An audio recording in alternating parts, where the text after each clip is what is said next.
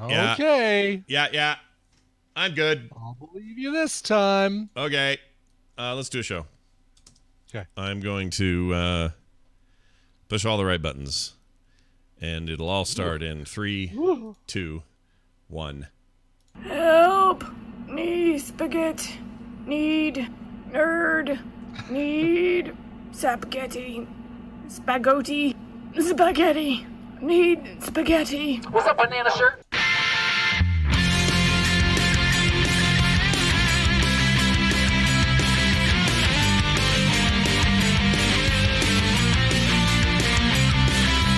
This is the Morning Stream with Scott Johnson and Brian Ibbett. How about a booby?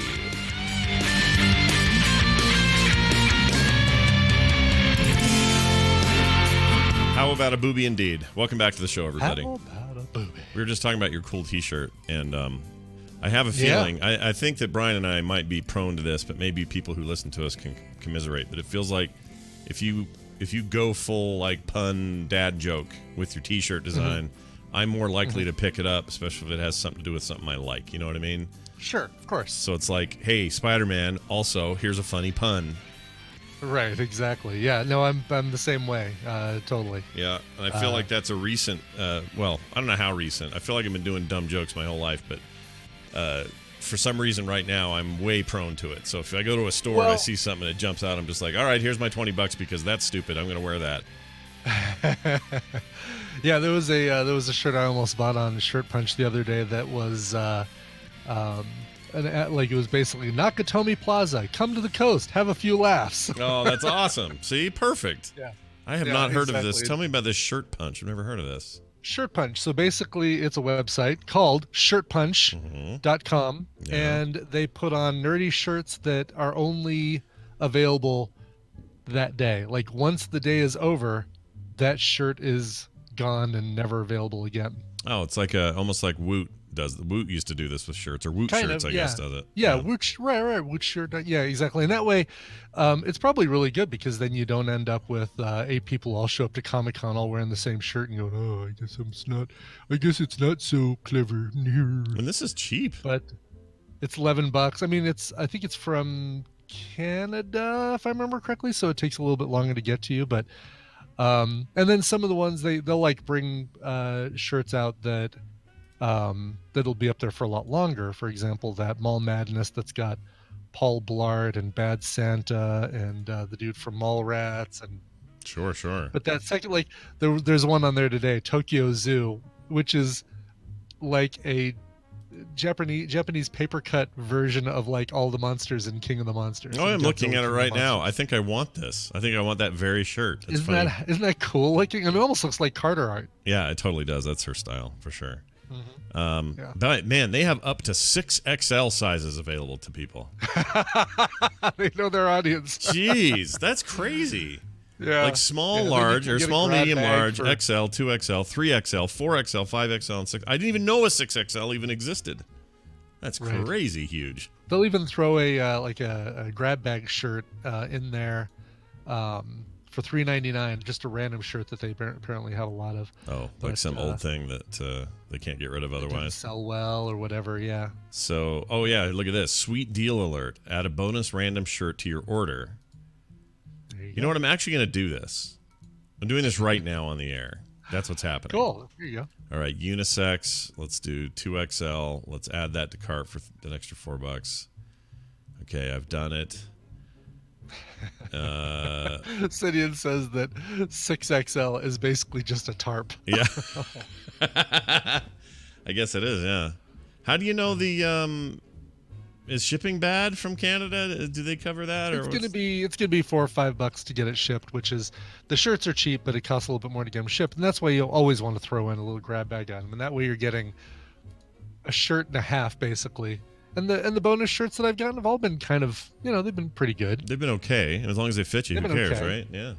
Yeah. All right. No, 6XL is not funny, Jedi 71. I just have never heard of it. I didn't know you made them that big. Yeah, exactly. Does someone in the chat wear a 6XL, and do you have a hard time finding them? Because I feel like, if you don't buy them online, you're not going to find them. Like if you go to Target, you're gonna get a 6XL. I doubt it. I don't know. Maybe. Yeah, it's not that someone who has to wear a 6XL is funny. I've never seen a 6XL before. Yeah, so just straight up the shirt fact that itself. it exists is surprising. I deal with a shirt manufacturer that makes our shirts for Frog Pants stuff, and they don't have that option. No. So I don't know. But I would love to see one. I feel like I could sleep in one. Oh, that'd be so comfy. Just lay there. Did you get a weighted 6XL blanket? Oh, why does that sound good? It sounds so good. I'm having one of those days, Brian, where I really, truly, truly want to just curl up with my dog and sleep. Is that weird? Is that bad? No, it's not weird at all. I get that. I could have done that this morning for sure. I want to do that now. I mean, I want to do a show, but when the show's over, well, yeah, of course, you might go do that. Yeah, I might. As soon as the should show's over for me. Yeah, what are you gonna do? What are you doing? Temperature should be warm enough that I'm going out on a ride, like right after the show. See, and that's what I should do. I should go outside. I should jog or ride a bike or take the dog somewhere. That's what I should do. But what I want to do is weighted blanket myself into a couch with the dog and sleep with Yanni in the background or something. Sleep with Yanni. Maybe I don't want Yanni. Maybe I don't. Oh, anyway, man, I could almost, if I don't mind taking a 2-hour ride. No, the thought of that just kind of. Where are you thinking of going? Where's that take you? Well, I wanted to go to. I've got a coupon for Costa Vida, which is a really good Mexican fresh Mex kind of restaurant. It looks like you have them out there too. We love them there. They're our favorite. We love going there. Yeah. And it basically expires today, and I'm thinking, I could. The closest Costa Vida is bike rideable, but it would basically be. It would be an hour and a half, 2-hour ride today, which I think I could do. Yeah. You know what? I've got some freelance I got to get done, but I can do that this afternoon. Sure. Why not? You know what? I need it. I actually need a ride like that. So yeah, gonna do that. All right. Costa Vida is great. Around here, it cropped up right around the time that Cafe Rio was starting to go to shit. And thank goodness, because I actually prefer their stuff. It's real good. We like going there. Oh yeah, heck yeah. Yeah. All right. I should have done that last night, because here's what happened last night. Kim, my wife, Kim. I know your wife, Kim. Yep. Her cousins were in town, and they're all the way up from Mississippi, so her and her siblings decided to all go to dinner with these cousins. And so they left. They were out of here. The dogs are freaking out. I don't know why. Hopefully you can't hear that. They go. Yeah, probably. But they go to do dinner with these people, and that's great. And left Nick and I and Carter kind of to ourselves as far as whatever we were going to figure out. And so I decided that I would, not do DoorDash or do something dumb and expensive or go anywhere. I was just going to find out what we had in the fridge. I was going to put some stuff together. I was going to come up with like some cooking last night. Very good. Excellent. Good for you, man. Well, guess what I ended up doing instead? How did that go for you? Well, I will say this. There were some chopped pineapple and carrots that were in the fridge. Not together. They were separate items. But chopped pineapple, chopped carrots, and I had that as part of this. But I had here's course number one at the fancy restaurant at La Johnson's last night was a pizza Hot Pocket. Okay. And already off to a great start. And a bologna sandwich on white bread with just mustard and a can of Pepsi. I do, by the way, this is sausage making for everybody else, but I love how you spell bologna in our show notes like she's a backup singer for Prince. Oops. I did not spell that right, did I? Hold on. Let me see if I know how to spell it. You could even just do Baloney, like just like Oscar Mayer would have. You remember those commercials, right? Oh yeah, no. My bologna has a first name. Yeah, that's how I should do it. I should sing it as I typed it. So let me try to do it out of my head. Oscar Mayer has a way with B-O-L-O-G-N-A. Yeah, G-N-A. G-N-A. G-N-A? B-O-L-O-G-N-A. Bologna. Wait, is that right? Yeah, B-O-L-O-G-N-A. B-O-L-O-G-N-A. Yeah, that's. I should have sang it while I was doing it. I didn't. Instead, it looks like Bologna. Bologna.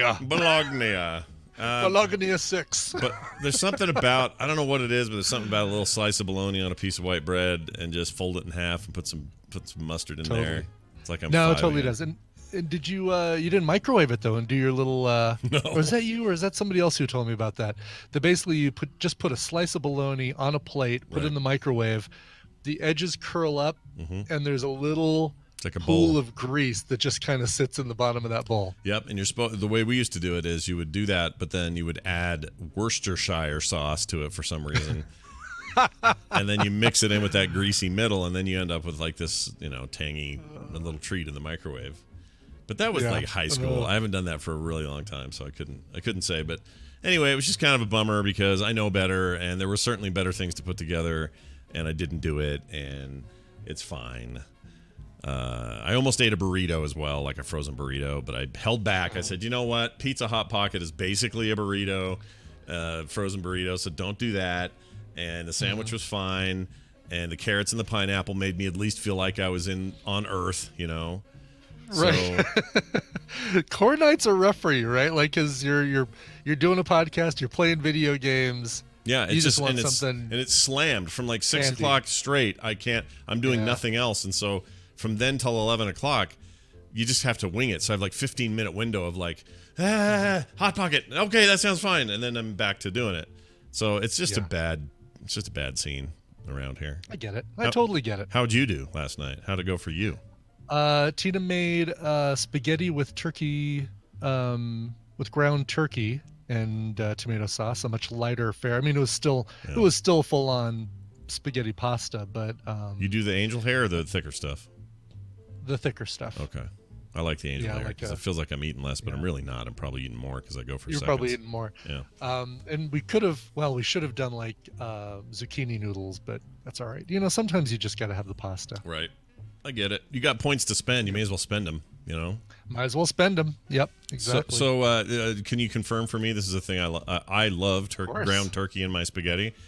Yeah. I think the world should know that is not only a perfect alternative to putting ground beef in your spaghetti, but I think preferable at the end of the day. I like it more. I think so too. Yeah. We also get some ground turkey frozen patties for like burgers and stuff like that. I am totally fine with ground turkey as a replacement in this house for ground beef. 100%. I also like turkey bacon. It's nothing like real bacon. Yeah.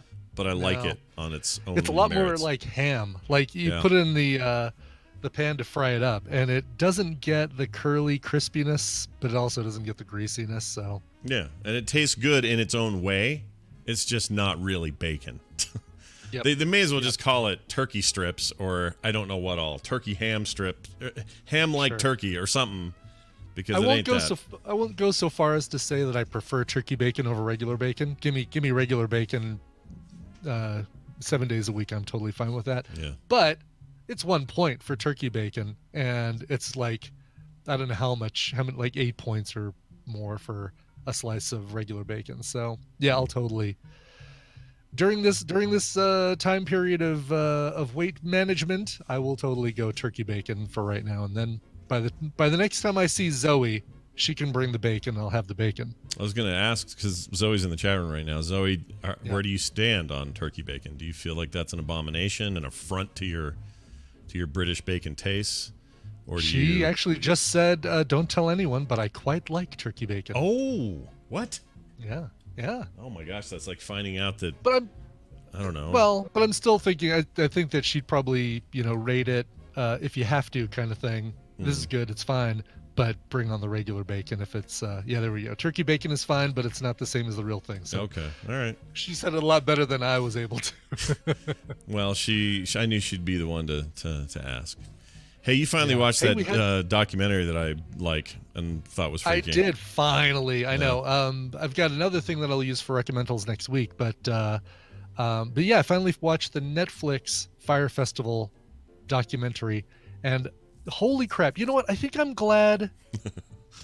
I'm glad I didn't watch that before our Viva TMS Vegas, because when things were happening with the showroom getting canceled and then this place wasn't available, it was almost starting to. I was getting a little, like I probably would have had weird PTSD from like, oh my God, Scott, it's gonna be like the Fire Festival.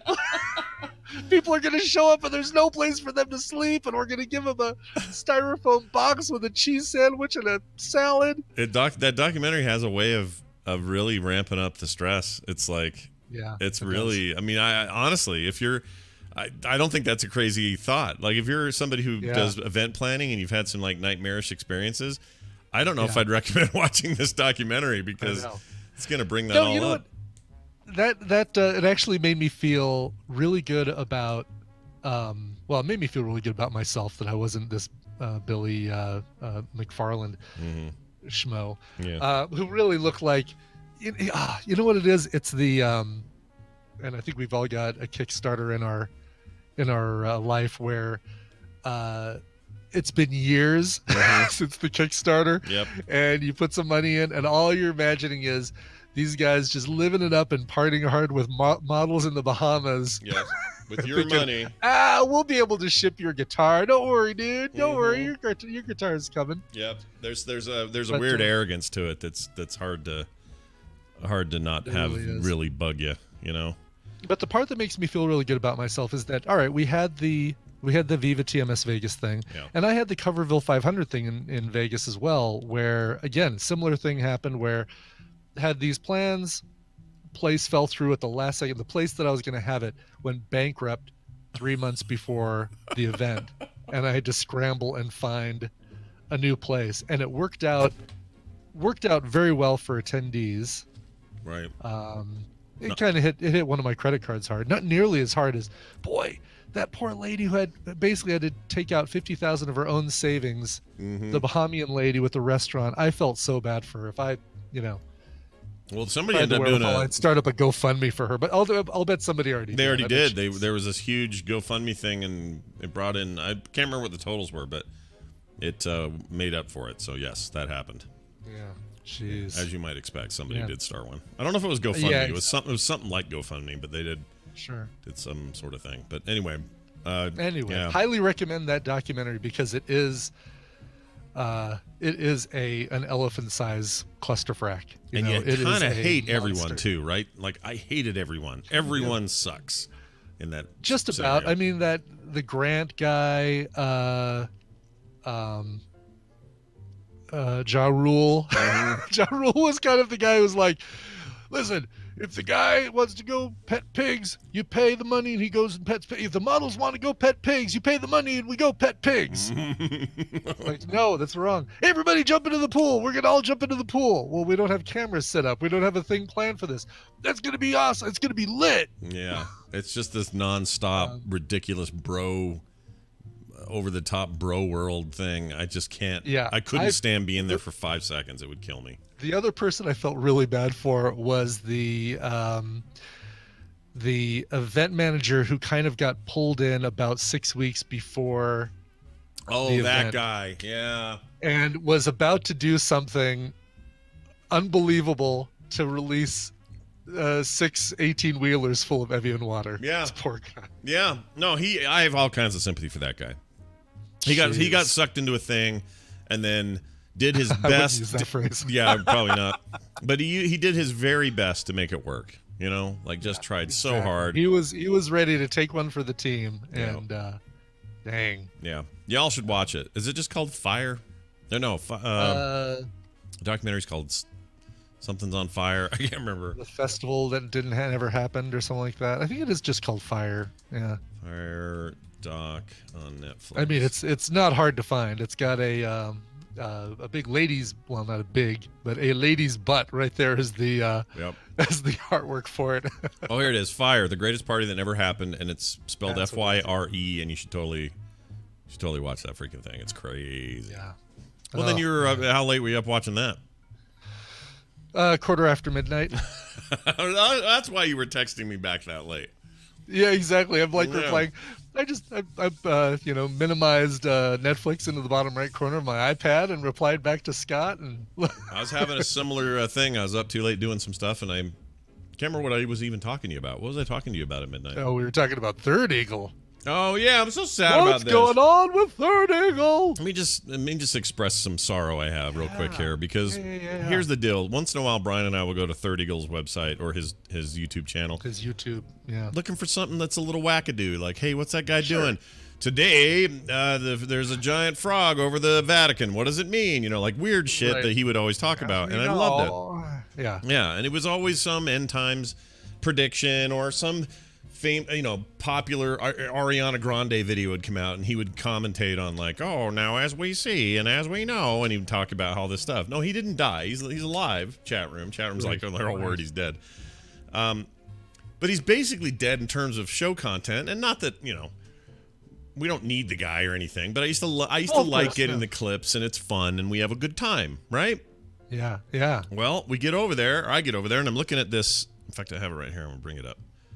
I don't have it where the chat can see it, but I have this screen grab of all of his videos for the last 4 weeks is all I could capture in one shot. And here are the titles of the videos. So this is from 12 hours ago all the way to 4 weeks ago. And it's a grid of, let's see, 1, 2, 3, 4, 5, 6 by 6. So what's 6 times 6 is freaking 36 videos. His last 36 videos, all of which are over an hour, some well over an hour. This one over here is like an hour 45. This one's an hour 32. Anyway, here are the titles of these films, or of these videos he's posted. Yeah. Pray live rosary for Donald Trump's safety. And that title is probably 90% of these. It's Pray all live of rosary these for Donald Trump's safety. Yeah, it's all of these except here's one that says There's a couple. Pray live rosary for Donald Trump to become Catholic. Yeah, to become Catholic. That one really jumps out. Then you got Pray Live Patriotic Rosary for Memorial Day. At least he broke free there a little bit. But the entire wall, and I went back 3 months worth, it's all this now. Now, that's fine. Be a complete Trump, overboard Trump guy. Freaking have a boner for Trump. That's fine. Do what you got to do. Sure. But this is your brand is gone, dude. You were supposed to be the wackadoo that told me why the airport was shaped funny. Or why the Oreo was possessed, as I told Brian last night. Like, give me your wacky stuff, not just now. Let's take another day where we pray for Donald Trump's safety. Fine, but that's boring. And we can do a comparison here. You look at here's a false flag hidden in an Apple iPad commercial that has 574,000 views. Yeah, 574,000 views for talking about a false flag in an iPad commercial. Right. These Pray Lives, 178 views, 200 views, 400 views. Like much smaller. It's like, he's forgotten what he's there for, or some might say we want the greatest hits, Third Eagle. And I could see some people saying, well, that's a good thing because we don't, we want people to do what's in their heart, not just do it for the views. I understand that kind of thinking, but this is crazy. There it is, Chad. I put it up. Look at that grid. It's all just let's pray for Donald Trump, and it's all with this new microphone he's got. And his new camera, which is black bars on, like he's not doing the widescreen anymore. No. He's like doing the. It's like a freaking iPhone or something, or like a vertical. I don't know what he's doing. It just bugs me. It makes me sad because I know he's a wackadoodle, but he was a fun wackadoodle. He was the grandpa you were okay that he was at the party. Exactly. And now he's just depressing. I'm listening to some of this stuff. Listen to the most recent one. Yeah. It's oh, never mind. Jeez, it's just all pro-Trump crap. It is, yeah. It's overwhelming. I agree. It's overwhelming. It's overwhelming. It's end times for his channel. The Illuminati have someone else completely in mind to rule the planet once you are dumped. Yeah, so more of that. Give us more of that. YouTube. Here's the weird thing too. Yeah. His video is widescreen, but his artwork isn't. His placeholder is not. They're vertical. That's weird. Yeah. Why? What's the? I mean, this guy's 78 years old. Probably doesn't know what he's doing. I like being in a box. A box is 4 square size, 4 sides, all the same size. De rigueur. Hey, this is pretty good. Check this out. For a guy who seems to just want to kiss Trump on the lips, listen to this. A rather vulgar, crude, crotch-grabbing dance. Yeah. That's seems like something you'd still have a problem with, but I guess you've forgotten that with the guy who actually said you can grab him by the P word, and they love it. Anyway, yeah, and wake up, people. still Wake a lot up, of people. still a lot of comments too. Yeah. Well, Vladimir Putin. well, look, he's got his base, right? He's got his Yeah. listener base. They probably are still as engaged as ever, but it's boring now. I want this. UFOs are demons. UFOs are demons. What happened to that? What happened to that talk? Instead, it's all praying for our president today because he's. Ridiculous. I agree. All right. It's Yeah. okay. What's happened? What's happened to you, Third Eagle? I We know. need you back. He was like our third. Oh, He was no. the third host of this show, and now look how far he's fallen. Yeah. TV Travis says the stream's freezing, but it's showing full speed here. Anyone else having Yeah. problems? No one else? Everyone I else? usually wait and see if we get. I think it's just Yeah, him. looks like Yeah. fine for everybody Fine else. for everyone but TV's Travis. Sorry, TVs, Travis. I just realized we have two TVs in the chat. We have TV's Travis Yeah, and TV's Egon. and Mm-hmm. yeah. It's weird. Does TV have both of those guys? I mean, it's a. They is don't it a- have Mike TV though. No. Strangely enough, you'd think that. No. I like him. I wish he'd come on here once in a while. That'd be Maybe for one day we should all change our name to TV's, TV's Genie and TV's Diced Tomato and TV's Zoe Brings Bacon. And I like it. I like it. Why not? Why don't we do that? Somewhat like a transvestite. Okay, great. I miss that guy. hey, a little. We brought out the kitten. So what we've been doing is keeping the kitten in Tristan's room, in our guest room. Yeah. And basically he's just been kind of living in there because we want to manage the interaction between him and Inara. Hmm. And last night though, Tina, we were watching. What were we watching? Oh, we're finally watching American Gods too. Oh, how's Finally. how you feeling about We're that? 2.5 episodes in, and Ian McShane is a national treasure. I'm Yeah. happy to say that Ian McShane is fantastic. Yeah. Good in everything. Even stuff that's not as great as he is being in it, he makes it better because he's in it. I agree. He elevates for sure. So we actually had the kitten out, and there were interactions between he and Inara that were, while not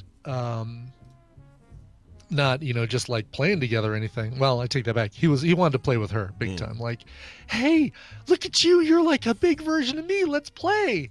And she's like, what are you? No, I'm going to go over here and just kind of sit where I can watch you. She hissed a little bit, but she didn't like swat at him. There were no fights or anything. And by by an hour in or half an hour in, she was kind of just walking around, letting him follow her. And she's rubbing her face on walls, and the tail is up, not down, which is a good sign. The ears are forward, not back. Mm-hmm. And That's yeah, good. Very good. Yeah. Very good interaction. Yeah, cats are not known to. They get really territorial. So if there's another cat in the crowd, they're not. Yes. They're not happy about it usually. Exactly. Wow. So All right. yeah, so we'll keep it up, and I've got some more cute videos. I have to post something. I did a slow motion shot of the cat. You inspired me with that video you sent from TikTok, but I did a slow motion video of the kitten playing with Daisy the dog. Those two get along famously. Yeah, I'd love to see that. Oh, you mean the one? Yeah. Oh, the one I sent where it hits the moth or whatever it is. Yes, the That's- glowing eyes. That's a great video. Yeah, it's Holy really, cow, it's a great video. really hard not to stop watching that. I had that on loop for like 10 minutes. I know. Really something. crazy. It's part of it is his eyes are glowing and he looks And there's just another like cat in the background with their eyes glowing, and Yep. he just kind of runs at that bug and goes. Shh. plus the bug is gnarly. It's like a big hairy gnarly thing. Yes, exactly. Yeah, y'all got to see that. It's pretty good. All right. Yeah. Well, that's the end of most of that. How about we Yeah. dive into a little bit of the morning news? Oh no! This is your radio newscaster with another exclusive sensational summary of world and local events. Time for the news brought to you by A2Cmoment.com, a new site for speculative gaming and technology stories. Some minds travel long distances. Andrew wanted a place to take others along for the ride. Journey with him from point A to point C and enjoy the view. Fair warning, until E3 2019, many articles will be about Stadia. Andrew is trying to get his predictions out before Google announces any more information. That's A2Cmoment.com. Enjoy. By the way, I heard from him.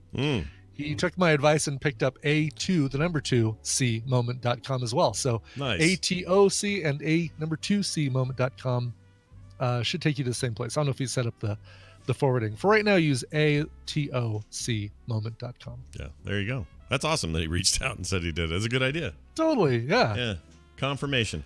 You know, I got this thing I had to tell you about real quick. Oh, it's going to stop now Sure. that I'm looking at it. This thumb Are you gonna twitch? twitches all the time. It did in the last couple of days. Just going like just out of control. I'm just like, gosh dang it, stop Heroes of doing the that. Storm. Drives me Heroes of the crazy. Storm. It might, well, I don't know. I only played last night. But it just twitches and twitches and twitches until I look at it or try to show someone, and then it stops. Yeah. No, that's exactly what happens. And I'm trying to remember where I get that. It's like I think it's in my left arm muscle. I'll get that blip, blip, blip, blip, blip, blip, blip, blip. And I can see it if I look at it. But then if I try to show someone. Yeah, it it's like, stops hey, doing Tina, it. look what my arm's doing. It'll stop. Yeah. Totally stops. I tried to What's film the it so matter I with could you? show the Yeah. world. I was going to put it on Twitter. I was like, oh, my thumb is going crazy. Pulled it up. Literally, it's still going. It's on the screen. I hit record. It stops. Yeah. Stops. Oh, yeah. A lot of people say they get in their eyelids. Yeah, me too. Get that in my eyelid all the time. It's horse shit. Pisses me off. Surprised I don't get it now because I've started playing Luminous on the Nintendo Switch. Yeah, great. Takes great me version. back to those PSP days. I Mhm. love that game. Still the best PSP game they ever made. Absolutely. Yeah. I mean, that was basically the PSP was the Luminous. They should have just called it the Luminous machine. Because there was nothing else worth playing except that. I mean, there were a few things, but that was really the bomb. That thing was Yeah. great. Da bomb. Da bomb. All right. Speaking of bombing, hey, Yeah. if you ever wanted to get a job somewhere, would you hack them first to try to get that job? Seems like a really bad idea. Like, hey, I'm gonna show you how bad your site is and hack into it and expose the vulnerabilities or shut it down, DDoS or whatever. Then I'm gonna say, can I work for you now? Well, here's what happened. A teen, I don't know. Well, he's 17, so I guess he's still a 17. teen. But Yep. at that point, you're starting to you're so close to 18. I feel like you're borderline Still a adult. teen. Yeah, you're still a teen though. You're a teen until you're 19 and 364 days. That's true. But you can you'd be in much worse trouble if he was a year older. Let's put it that way. It's true. Yeah. But anyway, a teen hacked into Apple. Hacked into Apple. That's the company. Twice, hoping the tech giant would offer him a job. He thought this is the way to get it. The boy, who's now 17, faced the Adelaide Youth Court and pled guilty to multiple computer hacking charges. The court heard he and another teenager from Melbourne, Australia. They hacked into the technology giant's mainframe in December 2015 and then again in early 2017 and downloaded internal documents and data. It heard he used high levels of expertise in information technology to create false digital credentials, which tricked Apple servers into thinking he was a company employee. His actions were reported by the FBI or to the FBI, who contacted the Australian Federal Police, or the AFP. Are they scary? The AFP chat room. The AFP. AFP. I've got the AFP after me. Yeah, this would work in movies, but does not work. It should not work in real life because the people who have to clean up your hacking mess are probably the people. This is the department that is going to have the final say on whether they hire you or not. Right. And if they just spend an entire day cleaning up your mess, you could have done the same thing by saying, hey, I noticed that if I log into your site and create fake credentials that have this email address, then I can get into your system. I'm a kid who wants to really work for you guys, and I thought I noticed this out to you. vulnerability exactly, and reaching out. Exactly. Sure. Exactly. But He was doing the actual hacking, I think, is where you cross the line. The problem is he was 13 when he started, and probably as immature as you get, and so he wasn't thinking very well at any of this. So he's just now 17. But he sometimes what'll happen is, like, years later, big time hackers will get hired by large companies like Apple, Google, whoever, to go around and basically evangelize security issues, and they become company spokesmen or sometimes company experts on security. Right. So that's not unheard of, but it's almost unheard. It's unheard of that they do it when they're 13, A, or B, not until they've done some time and actually been been in trouble That's for the it. thing, right? Because that's the stories we've heard is like some guy who's a really talented hacker has been told to stay away from computers, then gets hired by, the NSA to find vulnerabilities or Yeah. whatever, FCC or. Dude, at 13, I don't know what I was doing, but it wasn't anything like this. What was I doing at 13? I think I was just like, You're playing Missile Command on your Atari 2600. Is what yeah. you were Hey, doing. everybody. Want to come to my... Actually, I had a real Missile Command when I was 13 in the garage. That was the best. Had a ball and everything. That's what I was doing. Cool. I was Very rolling, cool. I was rolling that ball. I was shooting missiles from the left base. It was going great. 13 was good to me, but this kid's probably going to be in trouble, so we'll see how that goes. Yeah. The internet is mocking China's new Monkey King movie, and the reason they're doing it is because they say it's ripping off Iron Man. Now, I thought, what? Okay, maybe there's something here, but it's straight up Iron Man, dude. And they're denying it. The filmmakers, Monkey King. yeah, the Monkey King stuff is a series. It's not a series, but it's a pretty common no series. kidding. But look at that. That's Iron Man. I am Monkey King. Yeah, exactly.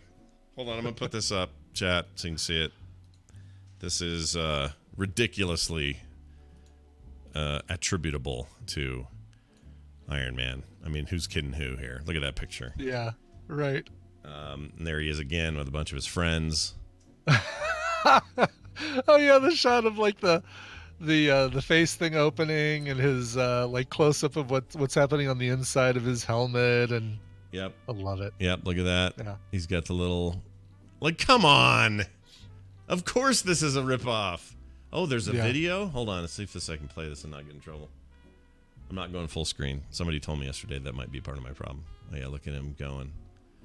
Oh yeah, he's full on. He's full on. This is just Iron Man. Full on Monkey King or full on Iron Man. Yeah, Yes. that's fine, I guess. Whatever. But they're taking all kinds of heat for it. But apparently also the Monkey King as a character and as a series, that's the thing that's been going on for a long time. Yeah. Like if you're if you're in that part of the world, there's already a bunch of Monkey King movies. But did it already look like this, or did they just basically steer the Monkey King into Iron Man, reskin it with Iron Man? I think basically that, yeah. Like they turned him into Okay. Iron Man. It's really look at they got a little robot guy. This looks like a shit movie, is the other thing I wanted to say. It looks terrible. Oh, that's totally oh my gosh, at the end there's that's Iron Man. Come on. Oh, is there I didn't watch the video. Yeah. The video is just a big Iron Man fight. So Oh jeez. good stuff. Yeah, I think we need to look at this for a film sack. Yeah, let's do it. We haven't I watched wonder if we can get I don't know where we can get Chinese movies for film sack, but there's a bunch of them on Netflix, all kinds of stuff. Are on there? Oh Okay. yeah. Yeah, there's whole like series on there. Tom was trying to get me to watch some fantasy series from China called I don't remember the name. We did an autopilot for it because he was so into it, and I can't remember the name of it now. But basically, yeah, they have a lot of that stuff. Now it's not always dubbed. We'd have to have something dubbed is the thing. I think so, yeah. So, Eternal, is that it? I think it was Eternal, maybe. Eternal, okay. Yeah, that's on Netflix. That's the one that Tom was having you watch, huh? Yeah, it's not good. I mean, it's good in a sense, I guess, but it's not like good West. It's not like if you have Western sensibilities for your fantasy, you're gonna hate it. Lesarge says that Monkey King 2 is on Netflix right now. Is it dubbed, or is it? I don't know. Subtitle. If it's subtitles, no, we can't do it. If it's dubbed, we'll do it. Got to be dubbed. Yeah. Oh, 8-Bit Adventures. Although if it's subtitles, we could do a watch along. Yeah, that's true. You know what? That's true. I didn't think about that.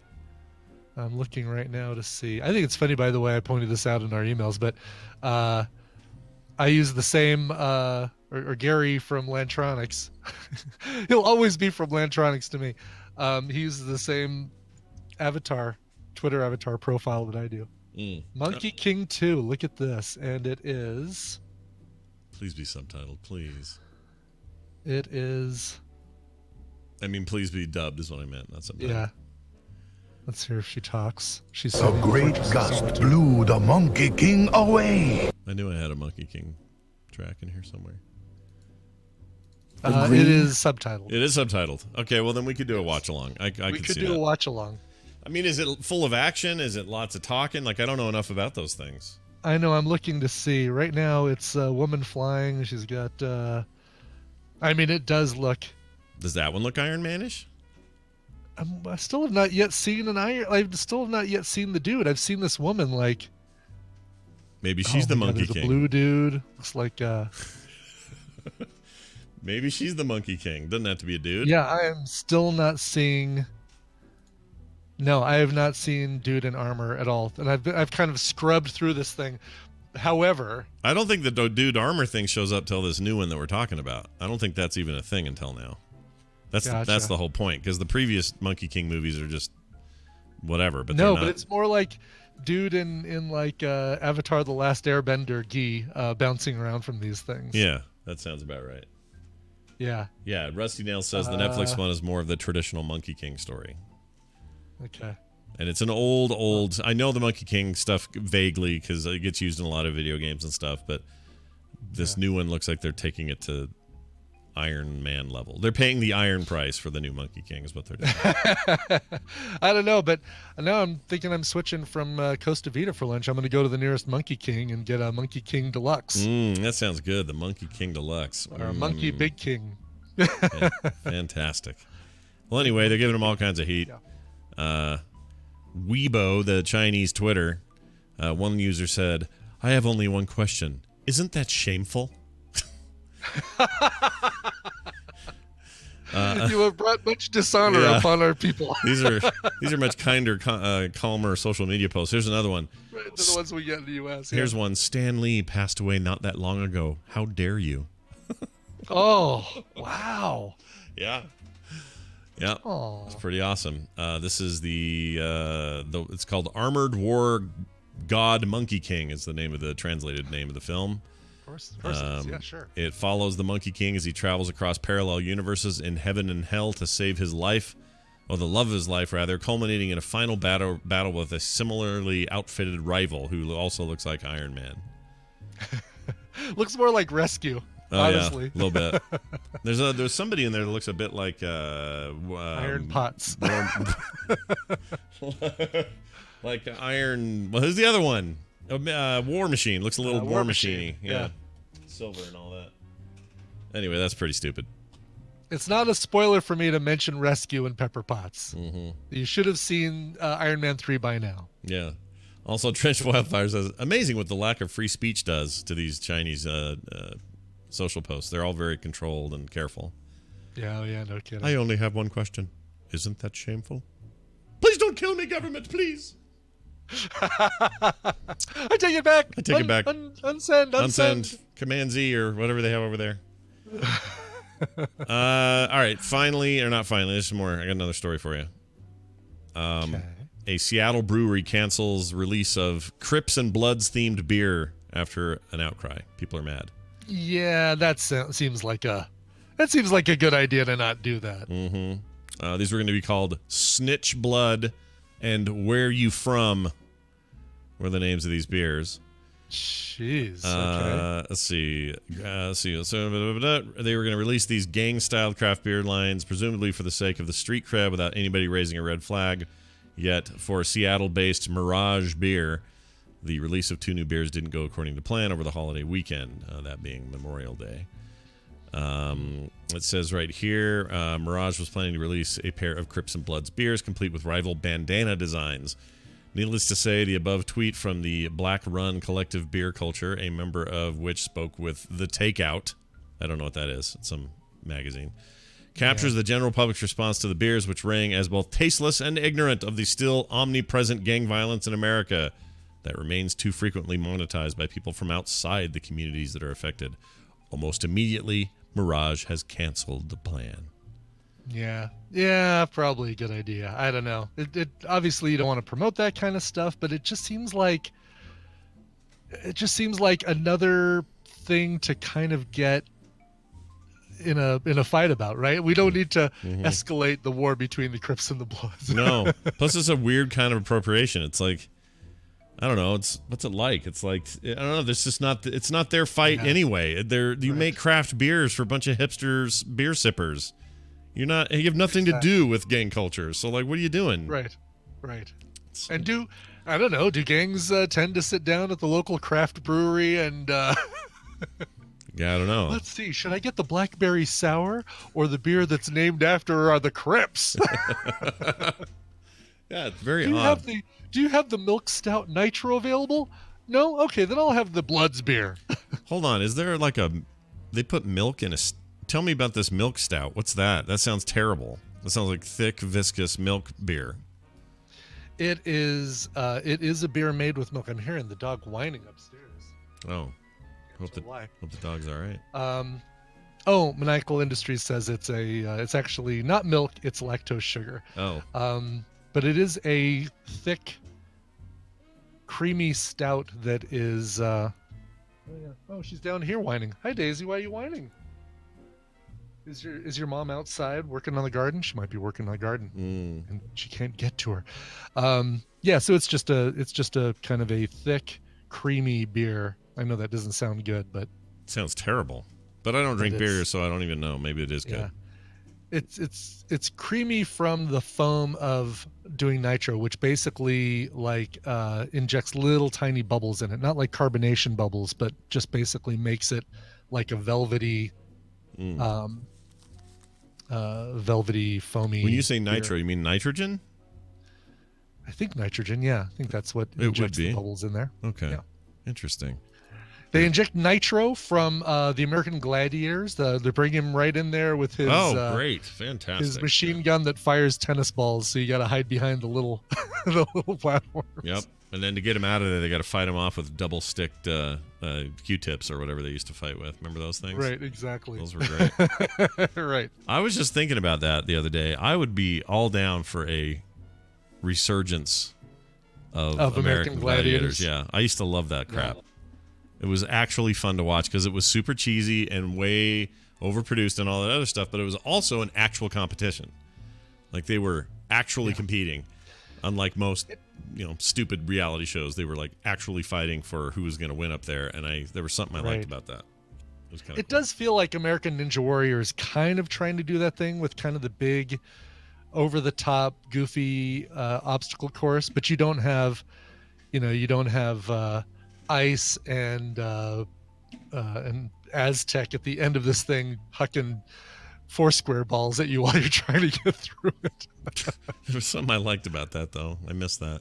Someone in the chat says they tried to remake it and it didn't work out. 2008 they tried to remake it. No, I don't remember that at all.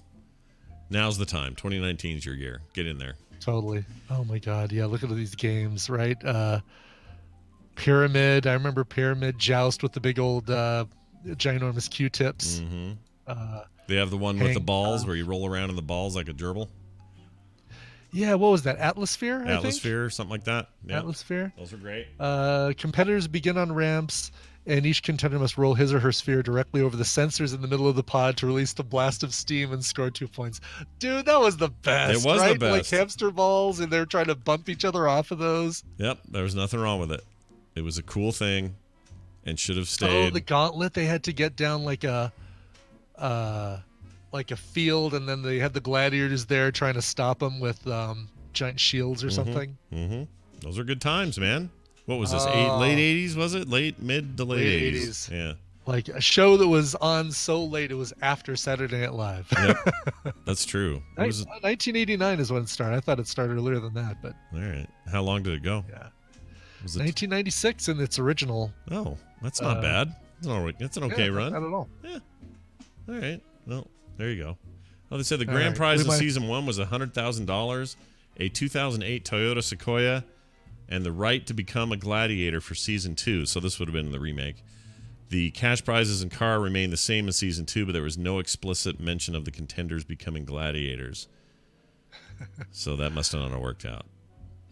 Love it. Well, there you have it. Final story. This is good news. I like to end the news today on a good note. At least so far, it seems like good news. Promising news, anyway. Alex Trebek, host of your thing there. What's the name of the Jeopardy? Jeopardy. I couldn't think of Jeopardy for some reason. We were looking for Jeopardy. Jeopardy. Jeopardy. I'm sorry. And in the form of a question, please. Angela, you have the board. He says that his cancer is now in, quote, near remission, unquote. Back in early March, game show fans worldwide were struck with some truly dispiriting news. The announcement was that Jeopardy host Alex Trebek had been diagnosed with stage 4 pancreatic cancer.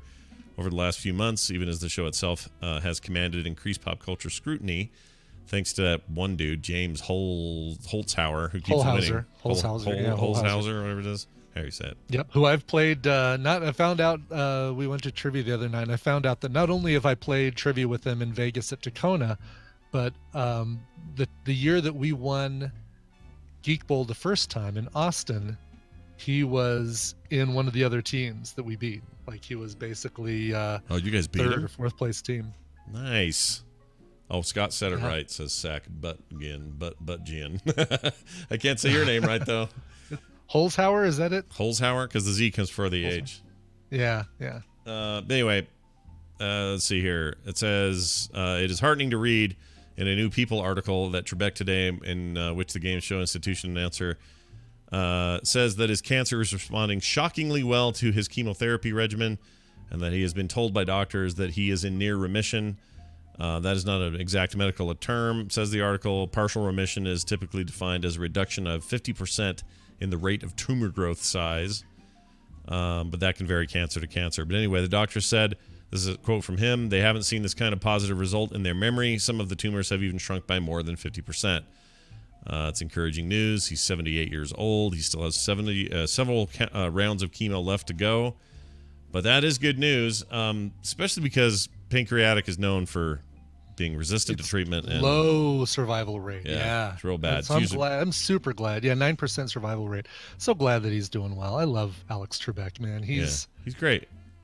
Yeah. Nobody quite like him. I can't tell if I were to go out to dinner with him, I just would I feel dumb and judged? Like probably. I would. I think I'll get the steak because you like a good nice protein. Well, Brian, actually, the most protein-rich food you'd find on the menu. Anal bum cover. Yeah. Yeah, no, he would make me feel less than smart if I was around him for sure. Yeah. But he also seems like a really nice guy. So he'd be a great guy, or he is a great guy from all intents and purposes. I did not say your name, Siri. Oh yeah. Sometimes she doesn't care. Sometimes she's like, whatever, man. She doesn't care. She's like, you haven't talked to me in a while. I just thought I'd listen and help you out. Yeah. Are you looking for something? There you go. Always looking for something. That's Siri. Oh, I said her name. I invoked it. Hold on. Did I turn anything on? Nope, we're good. We're going to take a break. Begin it with hey. Yeah, of course. You got to begin it with hey to get it. Oh, you do have to do hey, don't you? Well, wait, let me try it. What if I go? Hey! Siri. Yeah, you're right. I do have to start with hey. Yeah. Hey, Siri. Okay, that worked. You're right. Don't. Hey, Siri, don't. It's been a ride all night, and that's a little long. You think you've got the right, but I think you've got it wrong. It's a classic. It is a classic. Tony Basil. We're gonna take a break. When we come back, we will deal with Wendy and the problem we have this week. We have a problem. Someone's written in about it. It's one that probably a lot of people can relate to, so this will be a good Therapy Thursday, I believe. That's coming up here shortly, but before all that, a musical number with Brian Ibbett. That's right. We're going to be going to Australia for this one, to a performer who goes by the name CK, Seekay. I'm guessing that their initials are CK. That makes sense, right? But I don't know their real name. They're being very secretive about that. We've played CK before on the show, and that went well. So we're going to do it again. This is from the brand new release, the single and video from CK called Candlelight. It came out earlier this month, May 4th of this year. Very cool electronica with female vocals, and I totally dig it. This is CK, and the song is Candlelight. All right, we'll be right back. Stay tuned. The most weird thing I've had to do this season is to bite off a man's ear and spit it in his face. Howdy, howdy, howdy.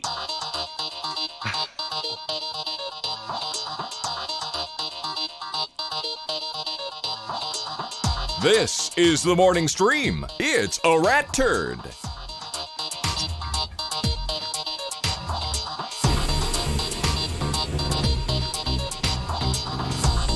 And we're back, everybody. Welcome back to the program. Let's go. Oh, by the way, that's Gwendolyn. What's her name from Game of Thrones? There.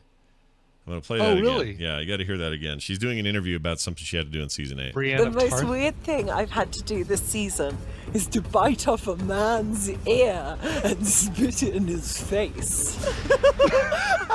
She seems crazy.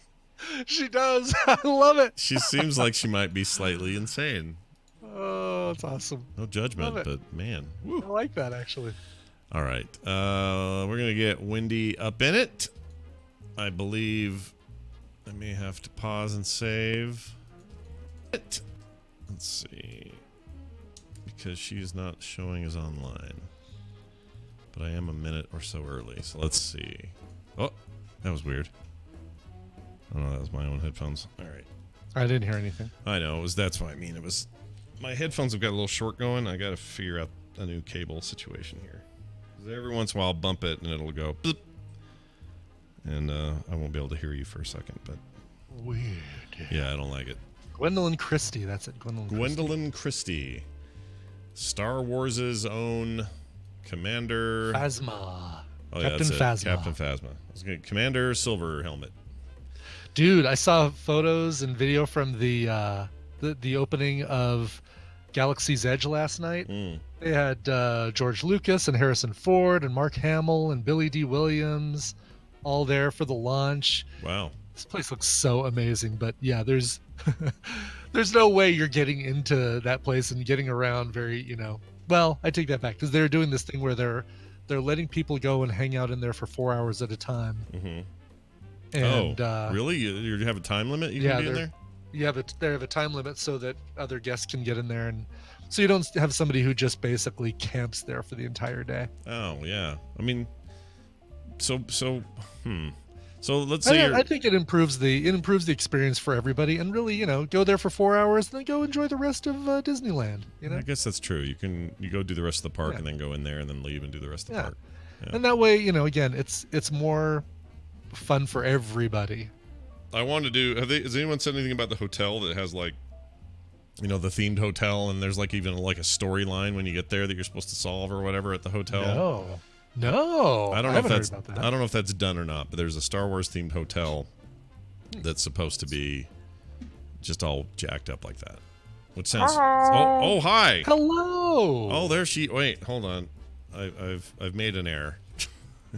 There she is, queen of the therapy. Hold on.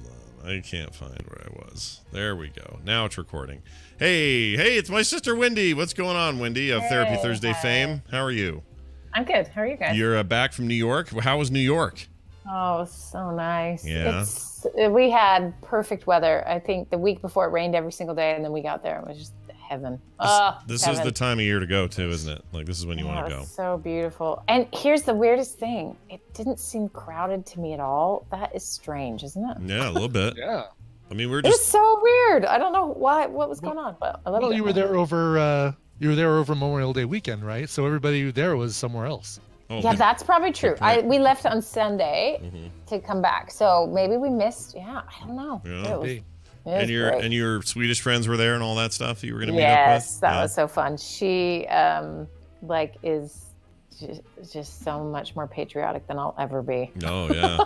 No, I saw pictures and she just looks like the happiest, nicest. Oh, she truly is the coolest lady in the world. And we're at the Statue of Liberty and she's just feeling it, and I'm like, I'm trying to feel it. Yeah, I'm trying to.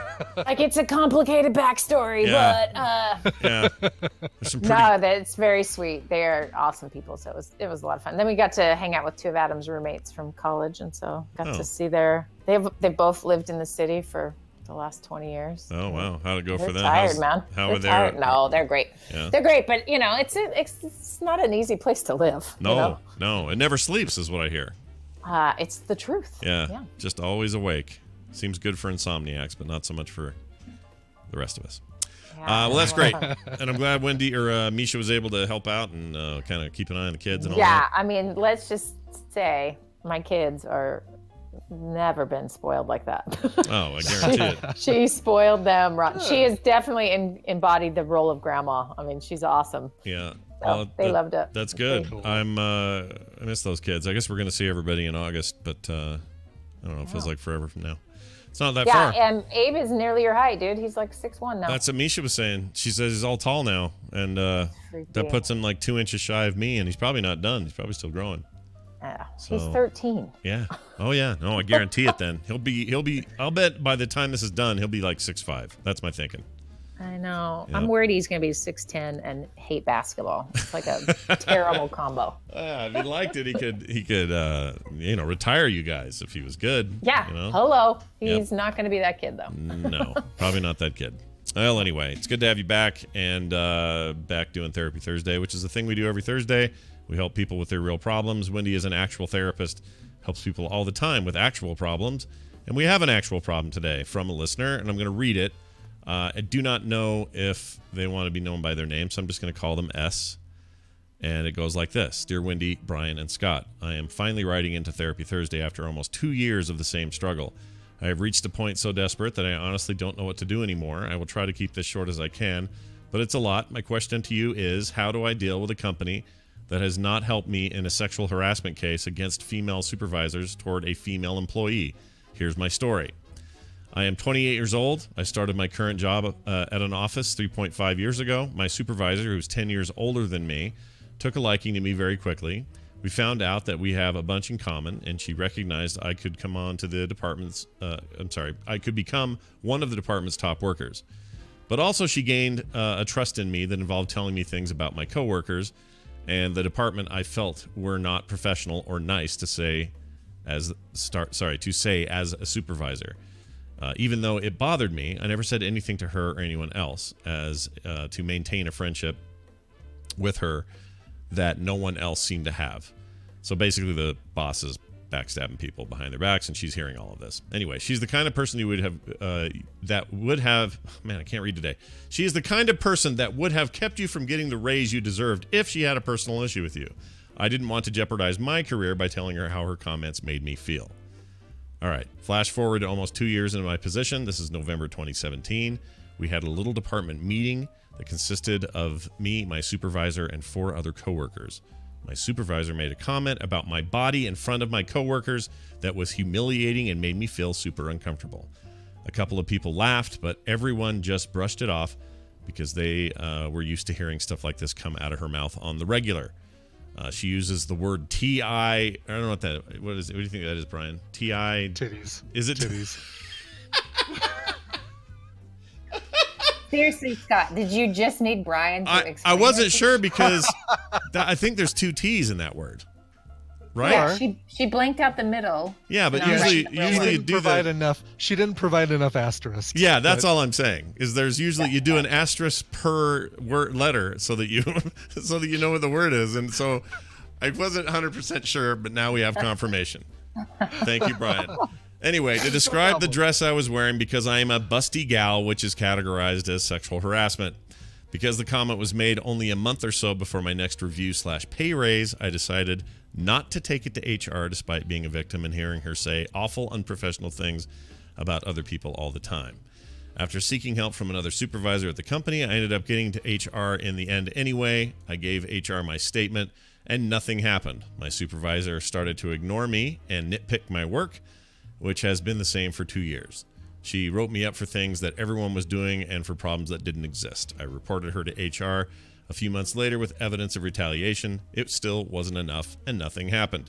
For the entirety of 2018 and 2019 so far, I have used all of my personal and vacation days with a couple of months due to work stress, or within a couple of months due to work stress, and I was forced to take unpaid days off when I was actually sick. Since the incident, I have faced nothing but consequences, like being treated differently from others in my department, scrutiny for my work, and the department/company not caring about my mental health or concerns about this supervisor. I've tried applying to other positions within the company, and I could distance myself from her, but none of those things have worked. When I have sought help from my friends and family, they have all told me I need to get another job. But why do I have to give up my career that I've worked so hard for because something wasn't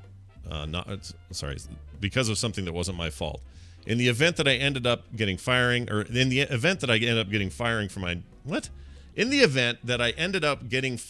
quitting my job, I've had to prepare myself financially to be unemployed.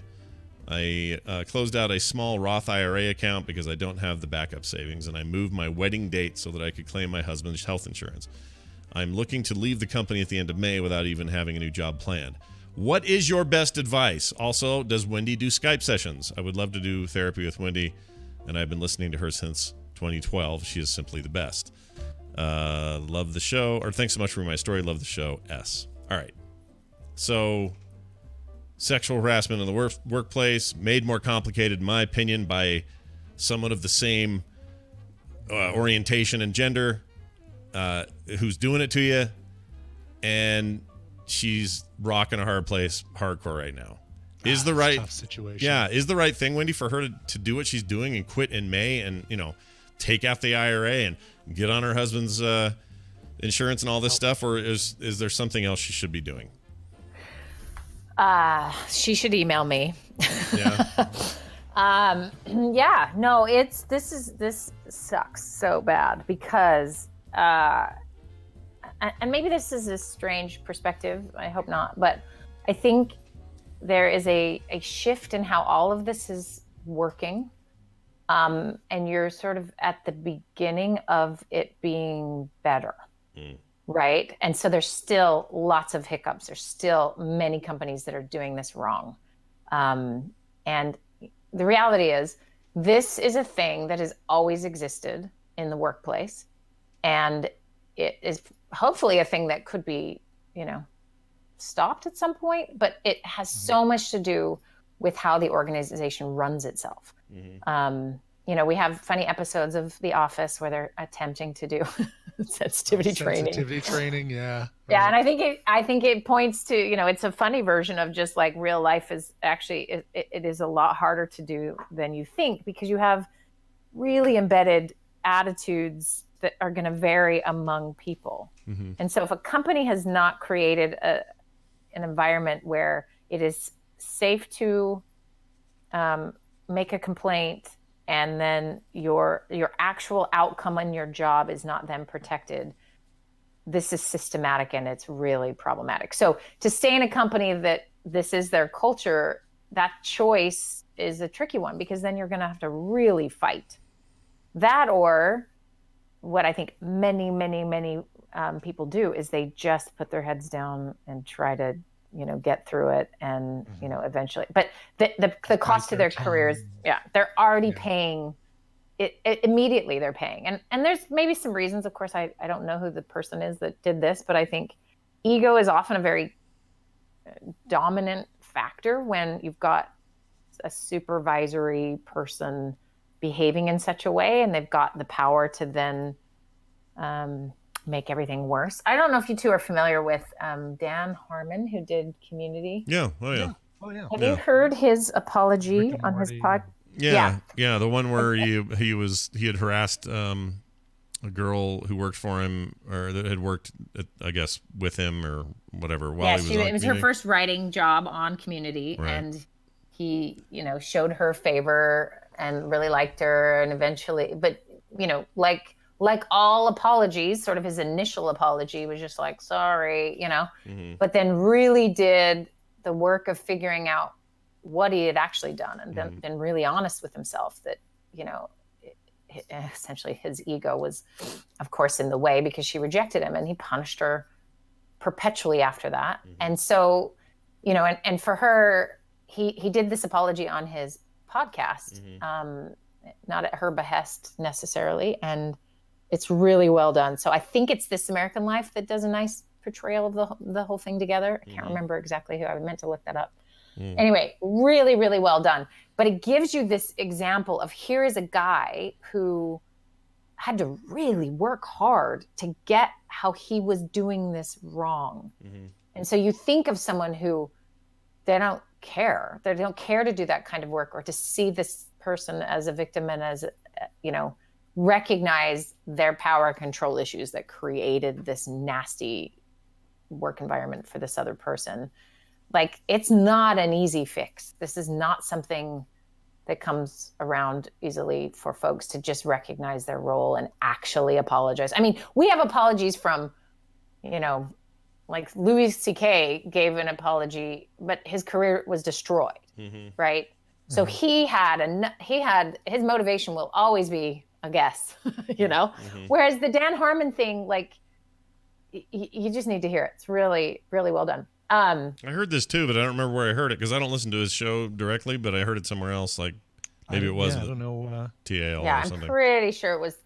I want to say it was This American Life fairly recently. Might have been. I'd heard about it before in another way, but they kind of put it all together and interviewed the woman. And anyway, it's really well done. Anyway, so that's kind of like on the bigger stage of things. Things have shifted in like really interesting, good ways, but those are like.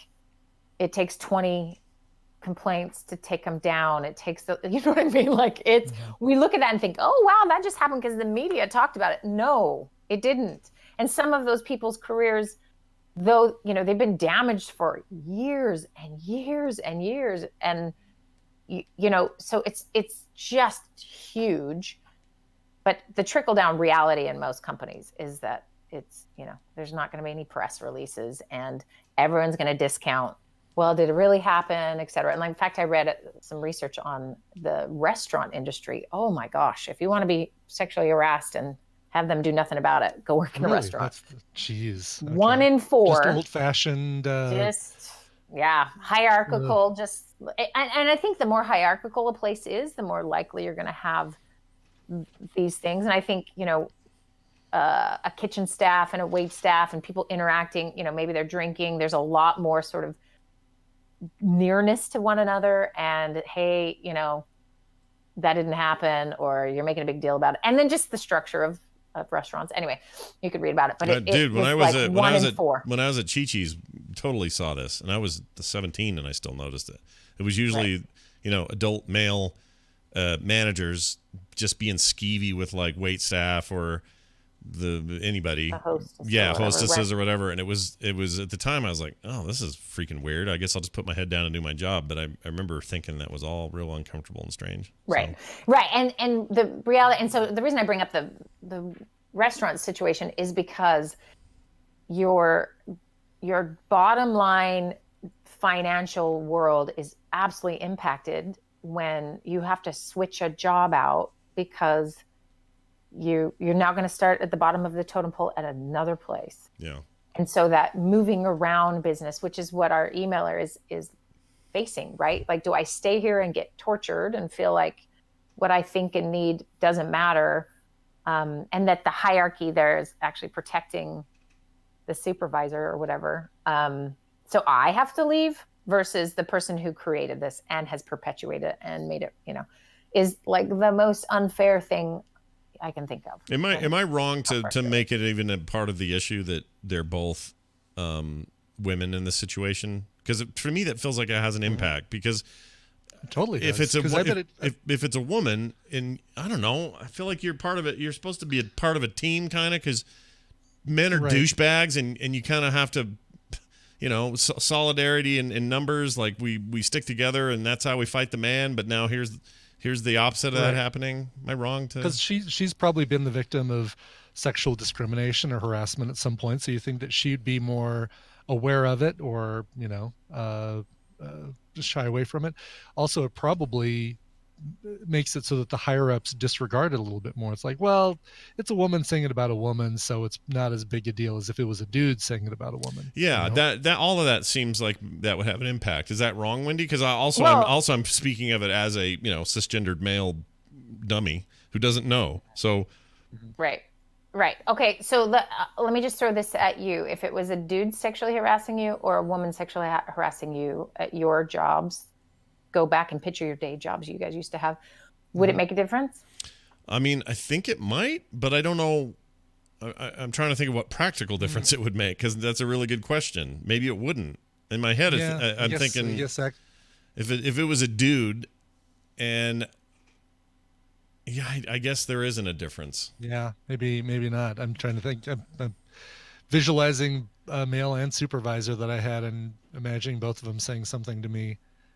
Yeah, it wouldn't matter, I guess. Maybe not. Okay, so it doesn't matter in that the power differential is the real equation, right? Maybe you're not wrong about people above them or HR discounting it because it doesn't feel as physically threatening, or maybe lawsuit is threatening or something. I don't know. So that I of course can't speak for any of those people, but I think as the victim of it, I'm not sure it matters other than maybe physical safety, like a little tiny girl's saying horrible things, and then like a big dude is getting physically close to you. Like, I think there is some difference, of course, that can be perceived or real there.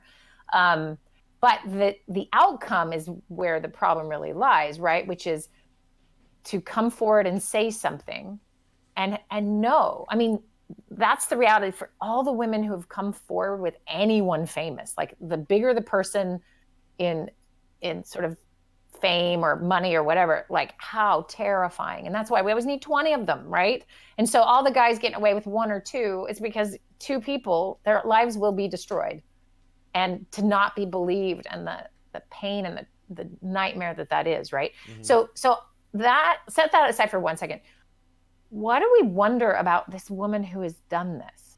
So let's just go into her psyche for a second. Why? Because Brian, you bring up a good point, which is sort of like, well, women are supposed to be on a team, and men are on teams, are they? I don't really know, but that there isn't this sort of feeling like, okay, sisters, like, unite, like, fight the good cause together, and screw the douchebags, whatever. But I think what ends up happening is, for whatever reason, this woman is at a level that she's at.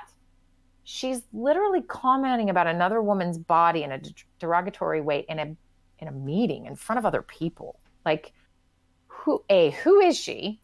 Or is that just the culture that you rise to the top when you talk like a locker room idiot? You know what I mean? Like, what is happening to her that got her there in that first place? And is that, again, part of this systematic cultural thing that to be in this company, it really is just toxic for her? Yeah. So individually with the emailer, what I would say to her is to try to figure out, like, what she needs, what she wants, and if she needs to put a stake in the ground and stand up for herself, for her own mental well-being, or for the greater good, or like, what fight does she want to fight, to really process through that, and why, and what is it going to do for you, and what are the costs and the risks, or is finding another environment that is less toxic really valuable for her?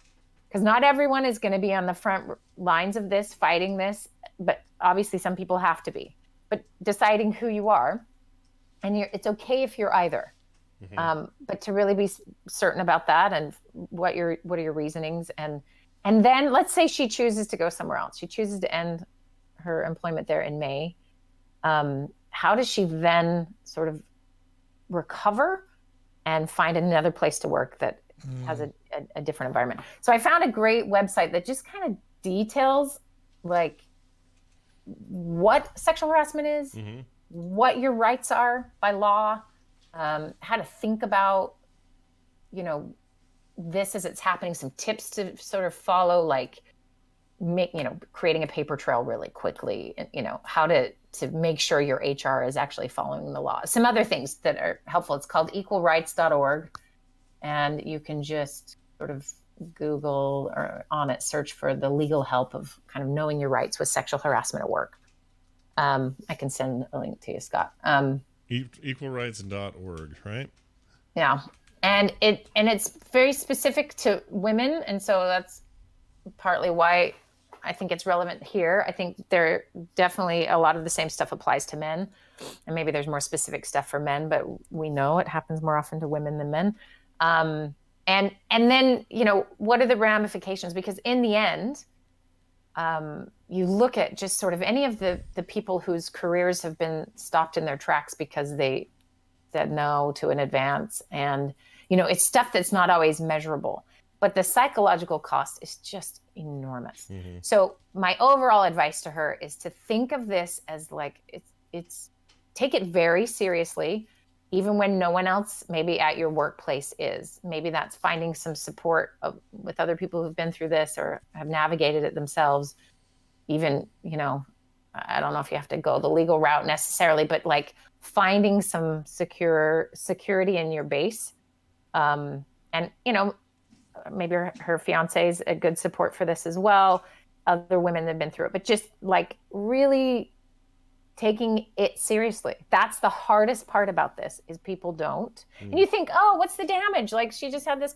The damage is enormous. It just made and this is the Dan Harmon thing that I think is people will find really fascinating is how this comedy writer, this incredibly talented person, it's her first job. It's taken her years to figure out if she's good or not. Yeah. Because it's always up for grabs because it's because he liked her. And then when she didn't get her skits in or, her skits or whatever, her writing, I'm thinking SNL, but like she didn't get those things because he was mad at her. Is she not good? I mean, the question, that fundamental blow to your value as a person because of someone else's dysfunctional brain, like it is awful and it's unfair. So lots of people like to go, well, what's the harm? Well, the harm is that, and the harm is psychological, and the harm is lifelong. And so it does need to be taken seriously. And I get the other side of people going like, well, suddenly it's like not safe to do anything. It's like, for you, who it's always been safe to do anything you've wanted. Yeah. For other people, it's never been safe to wear a certain dress. It's never been safe to, bend over at anywhere in the office. You know what I mean? Like you have always been safe. Suddenly you're wondering how it feels to not be safe. Like take that taste and instead of fighting it, just maybe a little empathy that there's plenty of people who've never felt safe at work. Yeah. There we go. There we go. That's really good. I had a situation at work, my previous employment before I jumped out on my own. This is more than 10 years ago now. But it wasn't a sexual harassment thing, but I had a boss who was just I've kind of had to come to grips with this, but he was just a straight up bully, like just an a-hole bully jerk. And if he thought somebody was having a hard time or was nervous or was struggling with something, it was almost like he would predatorily sniff that out and then give you a harder time. And like poke at the wound, basically. Yeah, embarrass you, make it worse, put you in situations he knew were super concerning. And this was a lot of people felt it, not just me, but it felt like sometimes I was a primary target for him. And it was a great lesson in what that can feel like, even though it's not, in this case, it's not about sex or that particular power differential, but there's still the differential, right? It's still there, and it's still a power thing. Someone has power over me. Somebody signs my paychecks. I do the work. Therefore, I am, down here. They are up there. And it was demoralizing, and I hated it. And there's still things from that still bug me to today. And so, I can't even imagine that plus, just abject humiliation, or in the cases of some, like, have you seen these commercials they're showing now for like anti-sexual harassment of the workplace? I don't know if you've seen these, but they've been airing them here and there. And I haven't hardly seen them either because I don't really have regular TV anymore, but occasionally I'll be at a hotel or something like last week, and I saw one of these. Kim and I were watching it, and it's like the camera is almost hidden in the office. It's almost like you're a voyeur watching this scene unravel because it's a very unusual angle. It's low to the floor, away from the people. And then there's this manager and a young girl who works at the office that are kind of far away from you. You can see them, but it's obstructed by, a computer screen's kind of in the way. And there's a photo frame on the desk that sort of obscures the image. And even the sound is like a little distant.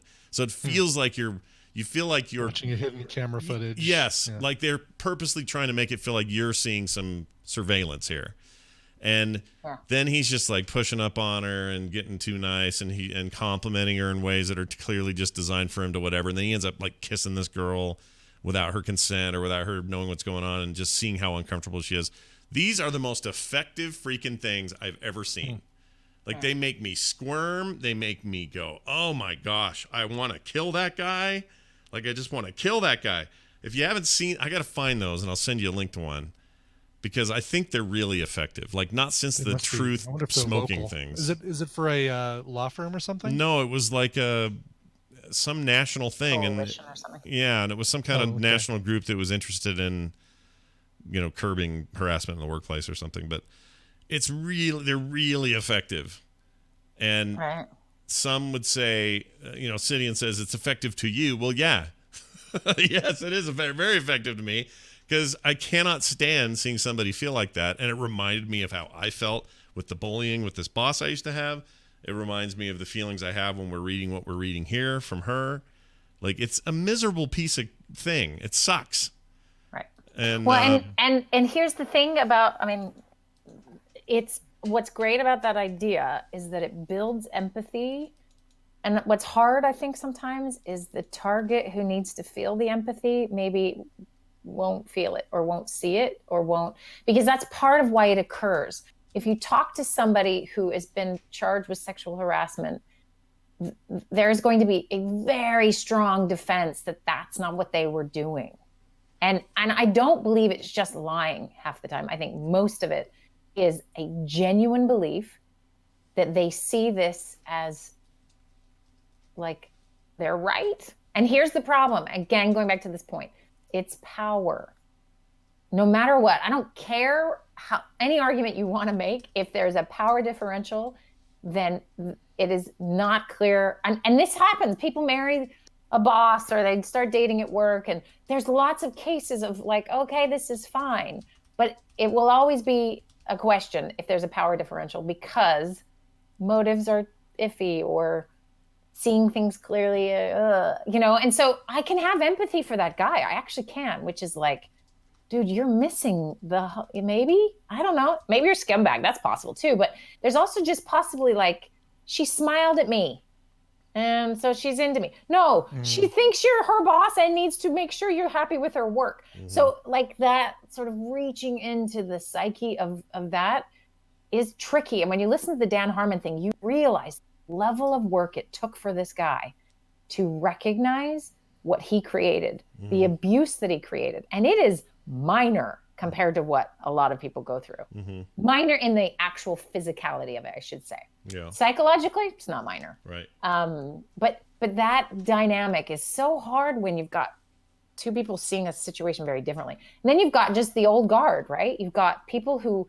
and this is where women, so Brian pointing out this thing, and I wish it were true that women were each other's best allies, but it's not. Well, Tom brought that one up. Yeah.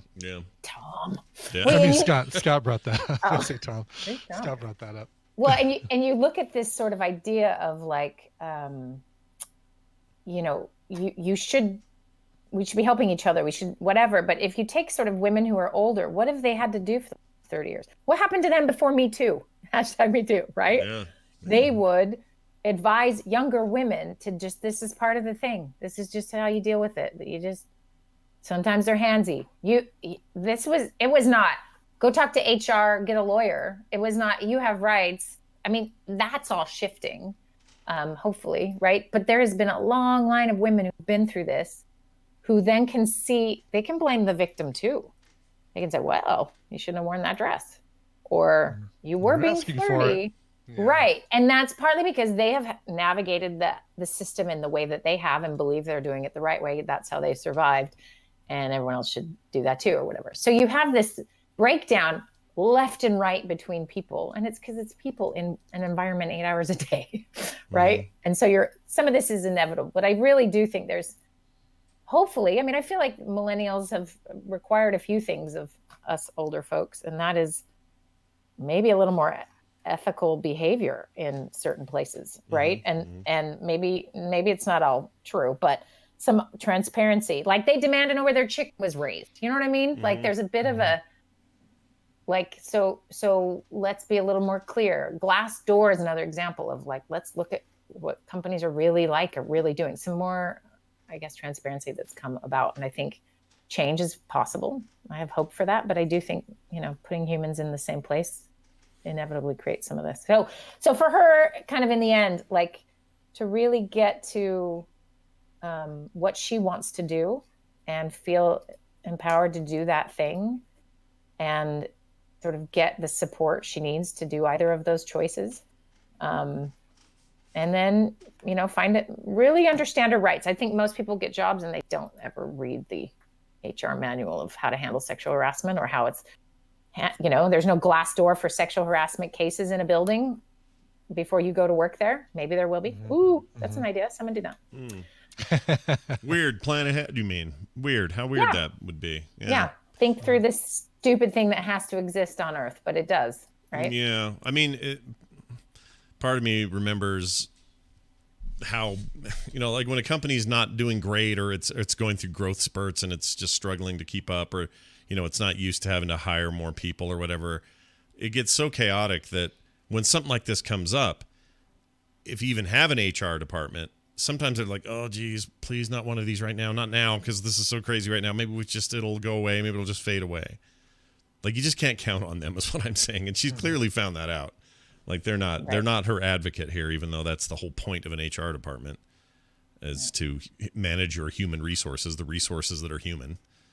But she's not having that there. And so, I don't know, in the long run, I hate to say this, but part of me hopes that if she does end up quitting, that just the most amazing place opens up and she goes there and it's just so much better. And she finds a company that values this stuff, that thinks ahead about these things. Like, that would be really great. I realize that can be a long shot, and I'm not trying to say that's a guarantee, but it would be so cool if that happened for her.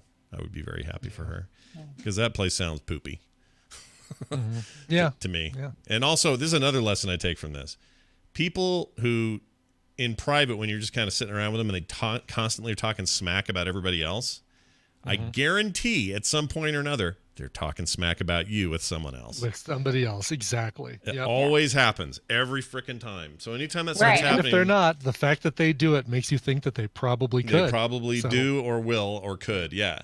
And I Right, hate and that. that is we didn't even talk specifically about that, but that, like, it's unsafe in lots of ways. And what she did that was amazing and deserves all the kudos is that she went and reported it right at the moment that it violated the letter of the law, right? Yeah. Versus the spirit of the law had been violated a lot before because she talked smack about everyone. It's not a safe place to work where your supervisor is not trustworthy with, and there's a lot of places that do this right. Of And course so there are. It's easy to get someone in the chat just said, so all of corporate America then. No. Like, it may be a problem in lots of places, but there are absolutely outliers. There are absolutely commonalities where, companies are better at this than they've ever been overall, and there's probably some really shining examples. Like, I don't think it's fair to just say, well, it's all screwed. We're all done. Forget it. Everything's bad. Like, because it's not. And there's hope for her and a better place and better people, and, she deserves that. Right. Not this. Right. And you would quit a job for various reasons. This is a very legitimate reason to quit a job, right? But it's one where you want to be careful that you really think through so that you are not, because I think the running from that has had to happen for so long, like take the restaurant example, right? Like, okay, I have to leave because I'm not comfortable. They're not giving me the good tables anymore. And they're, waiting, the wait staff or the cooks are putting my meals out last. Like, there's a lot of ways to punish someone who has made life harder at your job because they're claiming they're sexually harassed. So you can imagine, like, there's no motivation to be telling somebody this if the corporation or the company does not respond well. So you really just feel like I've shot myself in the foot and I've made my life so much harder, right? So that's why sort of, maybe being picky about some of this before you work somewhere is important. Half the time we're just like, oh, I'm glad I have a job. I mean, unfortunately, we do now have to say, what is the climate? Like, how, it's like a family. How dysfunctional is this family? And it's a tricky thing. I think, I give her all sorts of credit for standing up for herself and making this hard choice. And So homework this week, equalrights.org. I've been browsing. Yeah, and this one's real. It's very legalistic. It's going to give you some, like, let me define it: verbal, physical, nonverbal, visual. This is, the severity, what you do, how to handle it. Lots of good stuff. So I think that can be just a general resource for folks. They say our mission is equal rights advocates protect and expand economic and educational access and opportunities for women and girls. So there you go. Right. I mean, the economic impact is enormous. You can't even measure it half the time.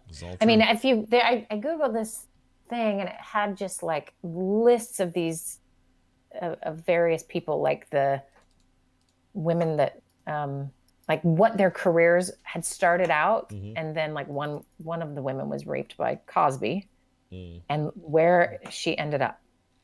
Like it's astounding, and it kind of went through each person's career path and sort of what was happening, and then they resisted Weinstein's advances, and then they never had a movie deal again. You know, like you can just start to put the money, the numbers to the reality of what has happened. And in her case, she's experiencing the same thing. There's no way for her to move up in this company. There's no way for her to get a raise or an advancement when the person above her needs to punish her, you know? Yeah. So, big deal.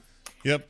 I agree. Well, awesome. Let us know how it goes there, S, and we'd love to hear a follow-up on where you end up going or what you end up doing where you're at.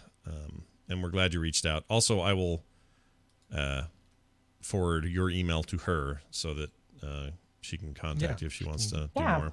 Do that. Also, I want to give everyone else a little, because I think this hits buttons for folks, especially when it just makes you nervous. It makes you nervous that like, oh, well, anyone could say anything sexual harassment, and, you know, it puts everyone at risk. And I get that those are some legitimate fears. But I think the antidote to that is to hear a couple stories. So here's everyone's homework. I would like, if this pushed your buttons in any way, I want you to go talk to 5 different women. They cannot be your mother and your sister, because you already know. But it could be. Like, they can be one of them. It can't just be people that agree with you on everything. You know how you can do that? You can always find. Anyway, just talk to 5 different people, 5 different women in particular. You can ask a dude if you want to. And just ask them, have they ever been sexually harassed? At school, at work, on playing sports, in public, on a bus. Ask anyone who lives in Japan. Absolutely. They happened on a train. You know, just ask a couple people you know. Hear from them. And I mean, that, like that commercial, it's really effective to hear someone you love who has never told you anything about this suddenly explain how horrifying it was to be on this train one time, or their experience. So funny you bring up train. It's specifically a thing I asked Carter about once, and she brought up a train thing, and I was like, oh my gosh, why didn't you come tell me about that so that I could hunt down and murder that guy? Like, like what the crap? Like, people do that on a train? Like, say that or, you know, act that? I couldn't believe it. And she was like, yeah, well, Dad, you know, this is what happens. You can't protect us everywhere. And I was noticing in the subway in New York, they had much more signage posted and what to do, and like start yelling, and like if you're too embarrassed, grab the person next to, you know, like how to handle it. Go, you know, gave all sorts of options. I was like, all right, here we go. So there's at least acknowledgement that exists. Right? Sure, it's the start, right? Get you going. All right. Well, this has all been good. Glad to have you back on, I guess you're always on American soil, but welcome back to Further End, just slightly further in. In the middle. Yeah, right in the middle there. And I hope that we get to do this again next week. There's no reason I can think of we won't, so that'll be fun. Okay. Anything else you want to mention or say? Anything to pimp? No, just like live your best life, people. Live your best life. That's a pretty good one. Be cool. Yeah, be cool. Be cool. Stay out of trouble. We'll see you later. All right, bye. I don't know why I told her to stay out of trouble. She's never in trouble. There you go. There's Wendy off into the sunset. And now, Brian, tell me, guess the connection. Yes, so tomorrow, I've been doing this thing on Fridays. I keep forgetting that to bring it up on TMS on Friday, it takes place after the fact. So now I'm going to let people know before the fact. On Fridays at 1 p.m., I've been doing this thing called Coverville Guess the Connection. I play 6 songs. They all have something to do with each other. And then I give away a prize to the first person in chat who tells me correctly what they all have in common with each other, besides the fact that they're covers. And it's great. It's on 1 p.m. Mountain Time, same time I do Coverville on Wednesdays, so consistent. And I looked and made sure there wasn't another Frog Pants show or something else around that time, so I felt like it was pretty safe. 1 p.m. Mountain Time, twitch.tv/Coverville. Nice. Tomorrow we'll be here again for the 3:30 p.m. edition of the PM show, so be back for that. With apps probably, right? Because we did Dan last week. I think so. And I have an app that I want to talk about. I do too. In fact, I have an app that I've brought up that I hadn't played yet, and I finally played it, and I like it a lot. Oh, good. I'm trying to remember what I was looking at. I have something that I'm really into, but now I forgot what it is, so I must not be that into it. Well, I'll figure it out between now and then. How about that? Anyway, that's tomorrow, 3:30 Mountain Time, right here at frogpants.tv. So please come again then. And for anything else you're looking for, frogpants.com/TMS is a great place to go. That includes a link to our Patreon. Well, that's why we even have a Friday PM show. So go check that out, patreon.com/TMS. We'll leave you now with a song selection and or request with Brian Ibbett and someone who requested it. It is indeed a song selection and request. Oh my gosh, it's the Bifecta. Oh. Hey, Soda and Bubbles, I turned 40 this year back in March, says James.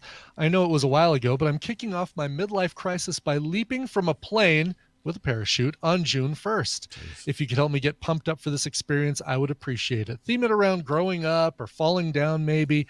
I graduated high school in 1997, so a cover of something from that era, ska or alternative, would be okay. Rock, ska, blah, blah, blah. Too early to get a random sound clip? No, never too early to get a random sound clip. All right, here you go. End times. There you go. There you go. All right, well, dude, I mean, come on. You're jumping, and that's awesome, and I'm crazy envious. That's something I wanted to do for a while now, too, so I'll live vicariously through you until I can do it myself. Is there any other song really that should be played besides Jump by Van Halen or a cover thereof? How about this one by Powerman 5000 from their Copies, Clones, and Replicants album from 2011? If this doesn't get you pumped up for your jump, nothing will. Here is Powerman 5000 and Jump. This show is part of the Frog Pants Network. Frog Pants Network. Get more shows like this at frogpants.com. It's overwhelming. It is overwhelming. Overwhelming. Overwhelming. As we know. Maybe maybe the word will get out that he needs to. Dude, change up go back to the